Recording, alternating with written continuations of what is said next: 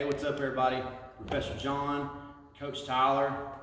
We're gonna give our adults a judo class today. So remember the other day I talked to you guys, I did a lot of different martial arts over the years. Mostly we do Brazilian Jiu-Jitsu here, but we're gonna dive into a lot of different martial arts. Judo is the grandparent art to Brazilian Jiu-Jitsu. So we are gonna do what I call just regular judo throws today. Standard judo throws from maybe some grips that you guys haven't seen. All right, so hope you guys enjoy the class. Got insert 1, 2, 3.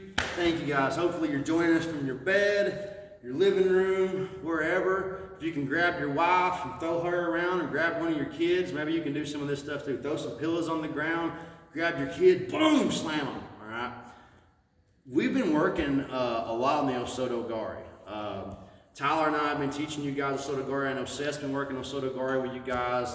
Tyler worked Uchimata the other day. So what we've been working on a lot is a lot of what we call like the leg throws, like, you know, Uchimata, or excuse me, Osotogari being here, Uchimata being here. You know, we did some trips and stuff like that, and those are super valuable.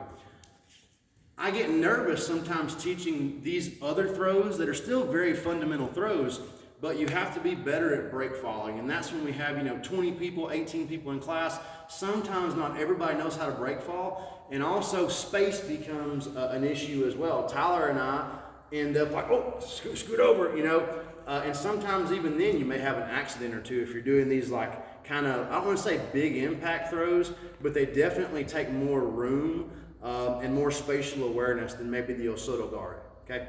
So the first one we're gonna go over tonight is the Seo Nagi, the shoulder throw. The Seo Nagi is one of those throws, you know who's got a pretty mean Seo Nagi in kids class? Who's got one? Oh yeah, Wilson. Wilson, Yeah. We miss you, man.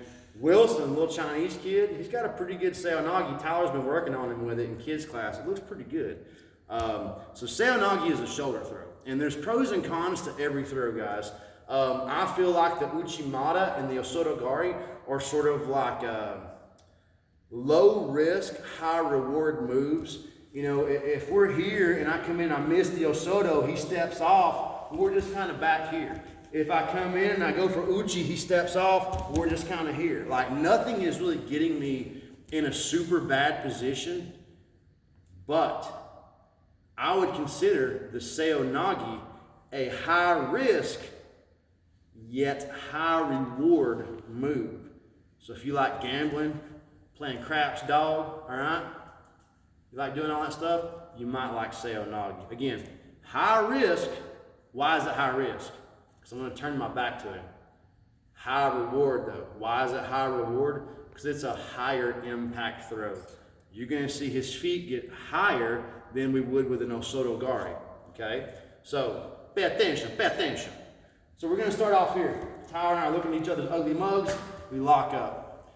If you're right-handed, I want you to make sure that your right foot is in front. That is your throwing foot. So remember, if you guys are doing stand-up here, working on your striking, you might put your left foot forward, but if we're here, and I know I want to throw Tyler, this is the leg I'm going to throw with, all right? Whether it's here, whether it's here, whether it's here, I want that throwing leg forward. So while we're locking up, we both got collar, we both got sleeve.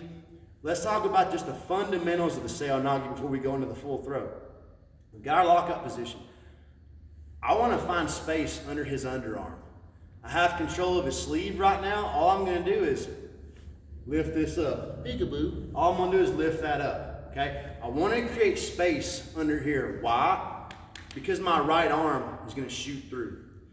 When I do all that, I'm going to take my right foot right in front of Tyler's right foot, and I'm going to spin my left foot around. Basically, like I'm standing right in front of Tyler, as if it would be like in an elementary school line. Hey, we're going to lunch. We're in a single file line right here.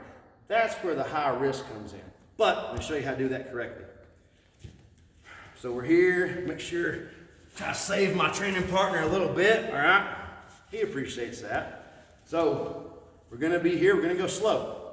I'm gonna pop this up. As I let go of the collar and shoot this through, I want my right foot to go at the same time. So as I pop here, I'm gonna do this at the same time.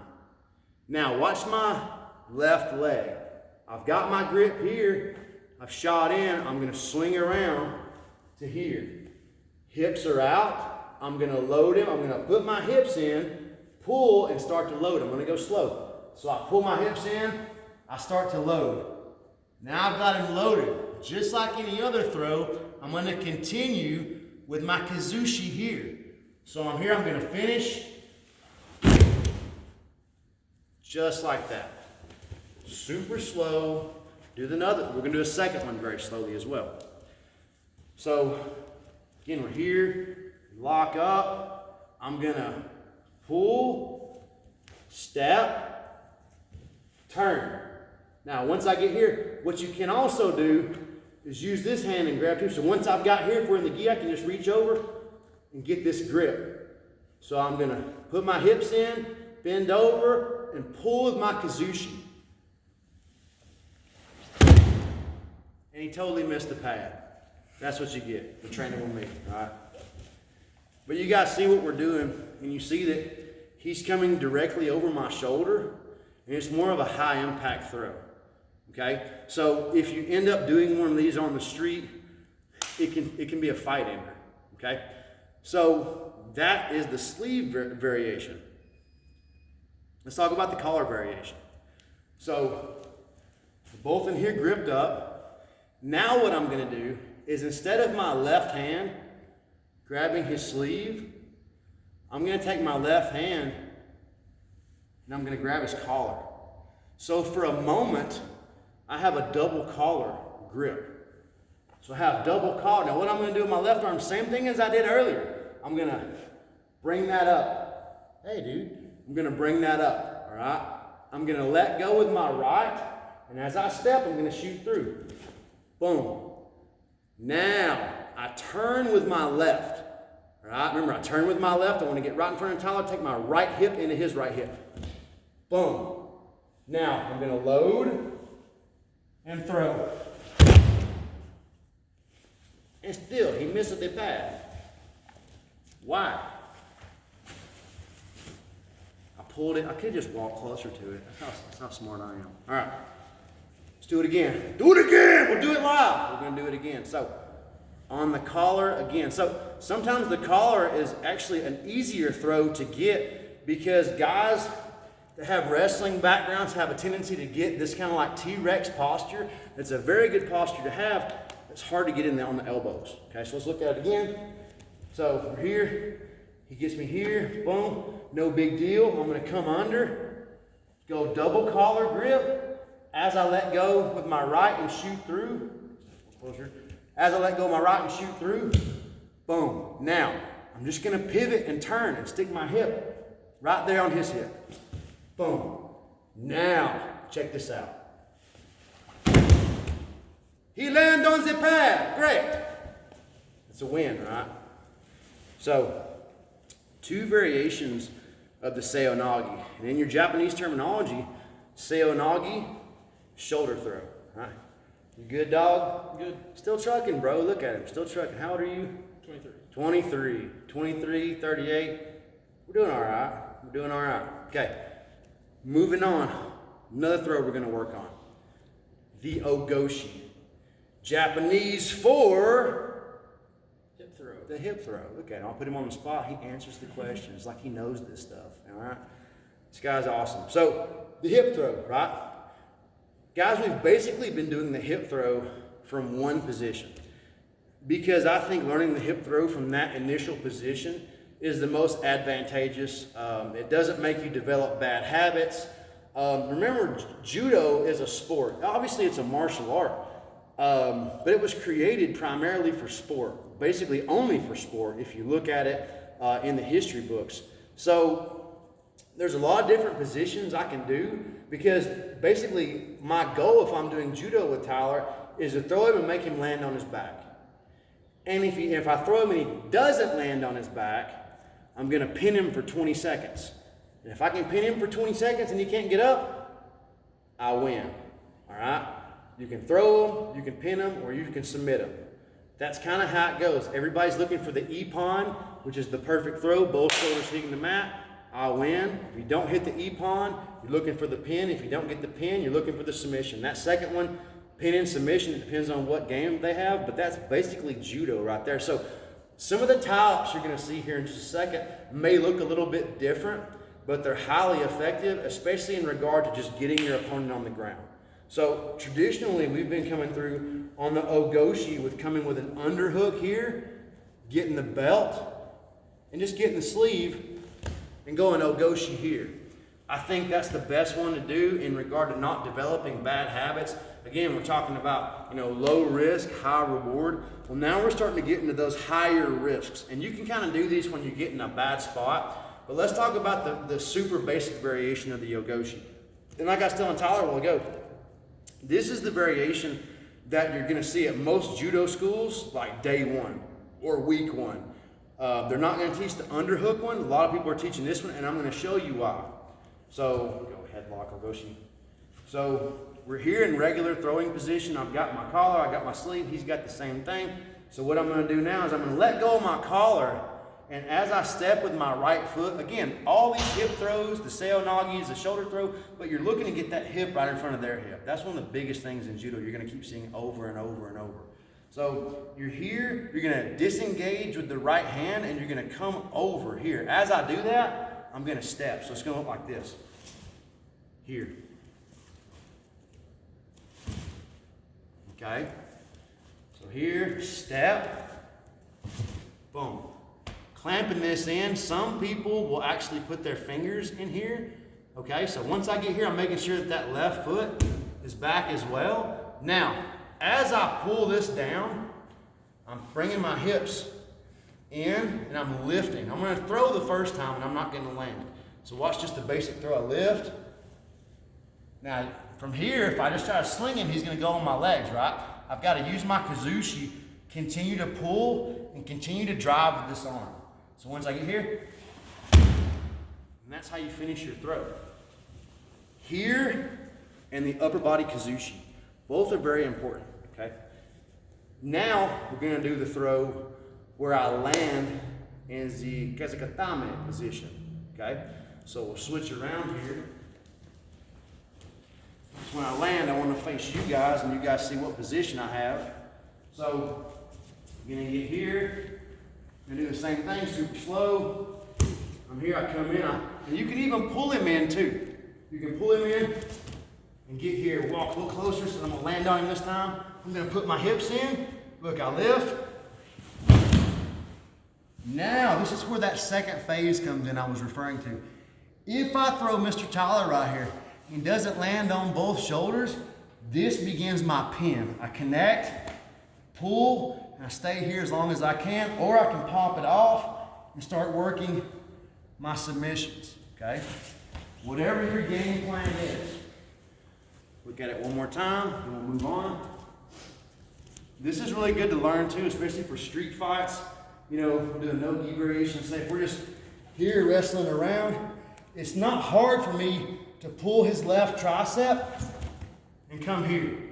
Move a little closer. Now as I pop, as soon as he lands, I'm gonna get to the sit-out position.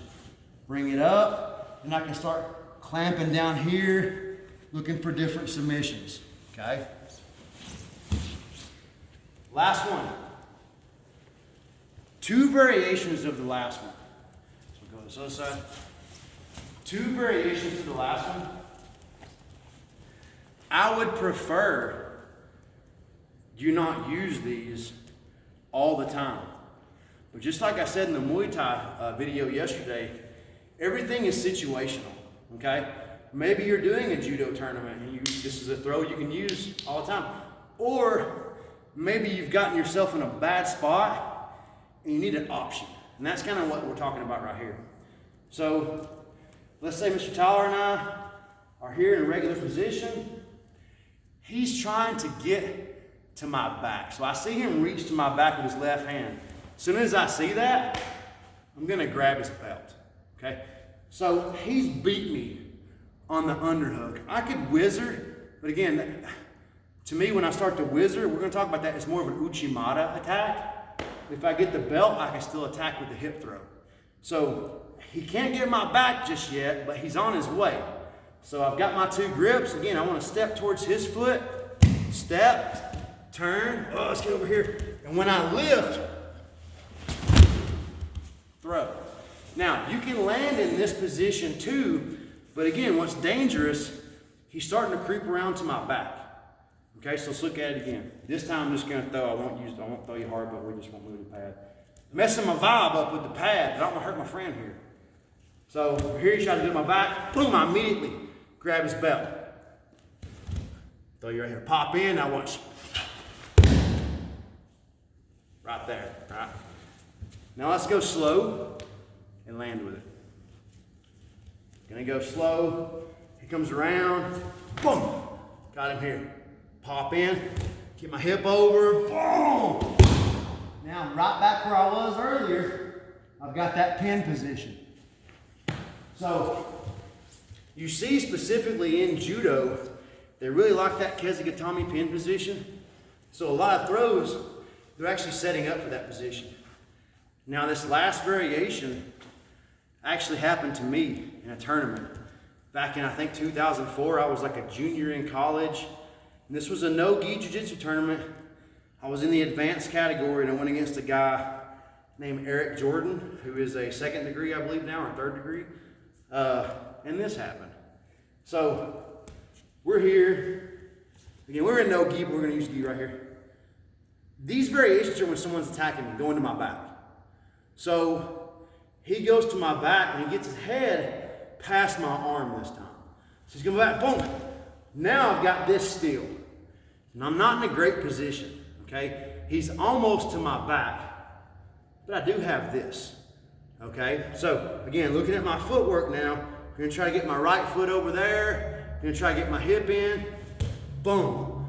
Now, when I throw him this time, I'm gonna use my own body weight as well, and I'm gonna throw. I'm gonna take myself with him, okay? Kind of in a sacrifice style manner. Here. If you don't do that with that throw, it's not nearly as effective, and the chances of them getting your back become much higher. All right, I'm not trying to be mean to my partner, and you shouldn't either when you do this. That's why we're using the crash pad, but some of these throws were specifically designed for sport judo or sport sambo, okay? Let's look at it one more time, because I don't want to hurt my training partner here. So we're here. This time he did a really good job. He does a nice duck under. Boom! Now I've got him here. I'm gonna pop over, so get here, camera person, so you can see with the landing. So we're gonna get here. As I come here, I'm gonna take my whole body this time. And I fall. Now, over here. What happened to me, okay, in this position, Tyler is me, right? Well, what this guy did, he started wrapping up and trying to get the straight arm bar. I was defending, but look, see how Tyler's getting on his side because he knows to come into me? What Eric did was bring his leg in, kick, and switch to a knee bar. And I have to say, that was pretty cool. And ever since then, I've remembered that technique. I'll show you one more variation of that last technique, and we'll do it out here without a crash pad because it's not that hard. Here's a good way of doing it without throwing your partner hard. It's not necessarily a variation of the Goshi. This is more of a Taiotoshi variation, but it's still extremely effective when somebody's trying to get you back. So same thing, it goes around, come back, boom, grab here. Now, let's say he's even further behind me and I missed this grip. He's all the way behind me here. What I can do now is lock this. Now watch my leg work. Now I'm just gonna rotate and follow my right side. And we're back to that same position we were earlier. Straight arm bar, he comes in, weave, kick, knee bar. So, Seo Nagi variations, Goshi variations. That's what I had planned for you guys today. Tyler and I are going to try to give you guys as much content as we possibly can. You know, nobody knows how long this is going to last. Hopefully it doesn't last too much longer. I don't know about you, but I'm kind of going stir crazy. I want to do jiu-jitsu like now. But I know we're going to be back in the gym soon. I know everybody's going to be happy very, very soon. Have a pretty positive feeling about the whole thing. So, Mr. Tyler, you have anything to say, sir? Stay healthy and watch our videos. There'll be more to come. Boom. He said it. All right. Thank you guys so much for joining us in class today. We will see you in a day or two. Thank you very much. Bow out. 1, 2, 3. Thank you.